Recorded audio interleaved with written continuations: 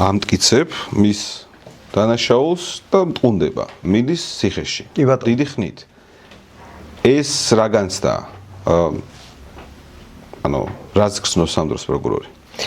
ხო აი ისევ ჩემს მაგალითზე უნდა გითხრა სიამოვნების განცდა არ იყო ანუ გულწრფელად ამასაც რა სიამოვნების განცდა არ იყო ეს იყო უბრალოდ საქმე რომელიც მორჩა თუმცა ემოციურად გამძიმებს მესმის დანაშაული დაუმტკიცდა შემტკიცებულებები მოაგროვე აქეთ ხარ ეს დაზარალებულია და ასე შემდეგ მაგრამ კიდევ ერთხელ ვამბობ სწორედ აი ადამიანმა უნდა აკეთოს ის რაც უყვარს პროკურორი როცა ხარ უნდა გიყვარდეს შენი საქმე რომ შენზე სხვა ემოციურად ცუდად არ იმოქმედოს დიდმა სასჯელმა ვიღაცის ციხეში გაშვებამ არ ამგონია რომ ვინმეს ეს სიამოვნებას ანიჭებს ზოგადად ეს სასიამოვნო პროცესი იყოს როდესაც